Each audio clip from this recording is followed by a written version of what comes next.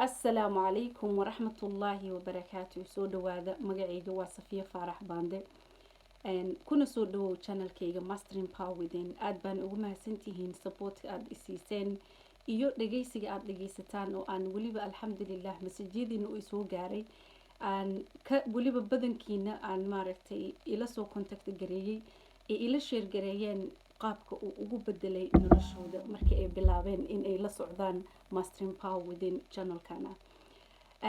waxaan rabaa inaan ka hadlo topiga ku saabsan qofka ibni aadanka maxaa u keena shakiga, maxaase shakiga lagu daaweeyaa, muxuuse yacni saameyn nagu yeeshaa.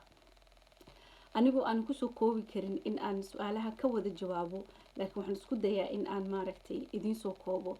shakiga horta markiisa hore wuxuu ka yimaadaa fikir qaldan oo maskaxdaada soo galay oo sida aan u naqaano negative thoughts. fikirkaasna waxa uu ka yimaadaa wax dhacay. shakigana wax aanan dhicin kama yimaado. waxaa laga yaabaa in aad hadda ka hor dhibaato kugu soo dhacday, dhibaatadiina ay si qaldan kuu saameysay aysan maskaxdaada ka bixin. maskaxdaada markii aysan ka bixinna ay ku yeelatay abuurkii ay ku abuurtay in ay noqoto in ay kugu soo noqnoqoto ay kaa hor istaagto wax walba oo aad qabsan lahayd, ama wixii hortaada yaalla aad dareemaysid uu kaa gelinayo fikir kale. haddaba sida u taqaanaan fikirka wallabu kala yahay. waa fikir waxii hore ah iyo fikir cusub oo automatic thoughts oo markastaaba maaragtay na soo gala. hadda right now waa idinla hadlayo, waxaan horta qalbigayga ku jiraa in aad adiga dhageysanaysid, aad ifahmaysid, aad dareemaysid aad fahmi kartid luqadda aan ku hadlayo. sababtoo ah waxaan ugu talagalay dadka luqadda af Soomaaliga ku hadla oo ah Soomaalideena. again igama jira shaki in aad ifahmi weysid. haddii aan shakigaas isgeliyo waxay noqonaysaa fikir hadhowdii saameyn igu yeesha. mar haddaan isku dayo inaan dad la hadlo, in dad meel isugu yimaado aan soo ag imaado, tusaale ahaan ayaan idin siinayaa. for example anigoo kale waxaan ka baqi jiray in aan shaki ka qabi jiray in aan qaabkan u hadlo uusan dadka gaari karin. waxaan shaki ka qabi jiray in hadalladeeda aan la fahmi karin. waxaan shaki ka qabi jiray in aysan dadka haddii aan hor istaago ay aniga inaan isceebay iska badaawo inay fahmaan, aniga inaan isla yaabo oo dhaho waxa aan sheegayo fikradahayga ma ahan fikrado maaragtay waxtar ah. shakigii marka haddii aan sii hirraacay waxay igu kaliftay wax walbo aan soo bartay inaan kursiga hadda aan fadhiisto oo aanan cidna la sheergarin oo aan meel ku ekaado. maxaan sameeyey in aan saameyntaas igu yeelatay waxyaalo badan ayay iga xirtay. waxay iga xirtay markii dambe inaan shaqada raadsan waayo interview ah, because waxaan ka shakinaya waliba luqadda Englishka anuu ku hadlayo in aan interviewgaas aan ku dhici doono. waayo maskaxdeeda waxay dib u noqotay sidii maaragtay ee gadaal ugu laabatay presentationadii aan sameyn jiray markaan jaamacadda ku jiray oo ahaa cabsi igu jirtay. aan shakigaasna uu dib u soo laabtay. sababta waxaa ogaataa shaki hadduu mar maskaxdaada galo wax walbo hortaada yaalla waa saameyn ayay ku yeelanaysaa, association. shakigaa yarka ah kadib muxuu igu kalifay inaanan la sheergareyn dadka, aan waxna la sheergareyn. maxaase ku bedelay marka waa su-aal. waxaan ku bedelay wax aad iyo aad si cajiib oo la yaabi doontid oo very simple ah laakiin wax weyn kuu taraya. waxaan bilaabay inaan nafsadeyda aan sameeyo wax la yiraahdo self awareness, aan ogaado horta maxaan ku fekeraa, fikirkayga xaggeesu ka yimaadaa, maxaa keena shakiga aan ka shakinayo, goorma ahayd waqtigii ugu horreysay oo aan shakiyo, maxaan sameynayay, nolosheeda sideebay ahayd, yaan la fadhiyay, hadal maxaa isoo gaaray, su-aaleyna aniga isweydiiyo aan meel fariisto. then markaas waxay ii noqotay inaan ismiisaami karo. miisaankii wuxuu waliba igu sii dhaliyay in aan qorto hadallo si aan fikirkayga u bedeli karo. that's why aan marka hore idinku iri fikirkoo la bedelo wuxuu bedelaa waxyaalihii xumaa oo qalbigaaga ku jiray. fikirkii bedelidiisa sidee baa ku bedeli kartaa marka? another question. waxaa ku bedeli kartaa in instead of cabsi aad maskaxdaada soo gelin lahayd aa wixii eegi lahayd, waxaad samaysaa marka hore ogow waxa aad ka baqaysid maxay yihiin, qoro. anigoo kale waxaan ka baqi jiray inaanan dadka hor istaagi karin oo aan hadli karin. waxaan oppositekiisa ku qortay inaan ahay qof kalsooni buuxda leh, inaan ahay qof hadli kara, ereyadii ayaan bedelay. ereyadaas bedelkooda maxayse bedelaan? Another question. waxay bedelaan neural pathwayga maskaxdeena informationka isu dira oo programming noo sameeya, especially subconscious mind ay wuxuu ka bedelaa wixii hore ku jiray. sababtoo ah subconscious mind, let's say waa caag aad biyo ku shubtay, biyo tiro badan, caagina biyihii ma qaado. biyahaas waxay halis ku yihiin haddaana airka laga saarin in biyahaas ma aragtay caaga uu dilaaco, ama furkii aad ku xiriisayba uusan ku xirmi karin.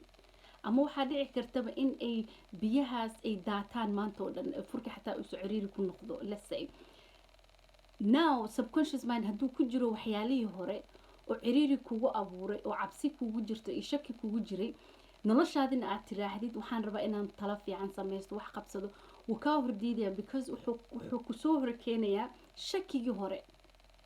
so erayadan marka aan bedelayo, waxaan bedelay in aan baqi doono, inaan cabsan doono, sababta futureka aniga gacanta kuma hayo, allah subxaana watacaala ku hayo. waxaan niyadeeda geliyey maadaama self awareness-ka marka aan sameynayay ogaashaha aan ogaanayo aniga jirkeyga, maskaxdeyda, waxa soo gala, waxa ka baxa dareenkeyga, qalbigeyga, wixii markaan u kuura galay waxa ii soo baxday in aan aniga iska ilaalin karo. sida guriga markuu wasaq yahay aad nadiifinaysid, aad ogaanaysid wasaqda, waxaan dareemay meeshuu dulduleelka iga soo gelay, waxaan dareemay meesha aan ka bilaabo shakiga sheekadiisa ugu horeeyay. maxaan ku guulaysta marka? alxamdulillah, adigana aad ku guulaysan doontid haddii aad ku nooshahay shakigaas. guusheeda ugu koowaad waxay ahayd markii aan bilaabay inaan allah ku mahadiyo subxaana watacaala, in aan badiyo gratitude, mahadinta allah, oo every morning markaan soo kaco iyo habeenkiiba aan ku celceliyo inaan enough ahay, in ibni aadan makhluuq allah abuuray subxaana watacaala, awood siiyey, caqli siiyey xigmad, siiyey mulaaqa inuu wax gudbin karo, inaan hadli karo, in aan hadaladeyda aan inta isku habaysto ku hadli karo, inaan aamini karo waxa xabadkeyga ku jira. taa markaan bilaabay waxa ii furmatay iridaasoo maasha allah aan la sheergareeya dad tiro badan, as therapy ahaan, as maaragtay life coach ahaan. dadkii ii yimaada clientigeyga markii ayagana sidii exactly aan sameeyey ay sameeyeen, natiijay heleen maasha allah. haddaan soo noqdo qodobka labaad aan aada u badiyay waxay ahayd affirmation, oo ah ku sugnaan. sida waxaad dhihi kartaa yacni waad allah subxaana watacaala aad weydiisanaysid duca oo kale ayay tahay. sida hadda halka gadaasheeda ku qoran, gurigeyga kama marna inaan ku qoro, inaan aniga ku celceliyo, waayo maskaxdaada waxay daftaa ayadana adigoona waxba ogeyn, waxay daftaa waxyaalaha aanan waxba kuu tarin, waxay kuu xasuusataa wixii ku soo gaaray oo si qiiro leh kugu soo gaaray. hadhowdii waxay u malaysaa inaad dib uga baahan doontid.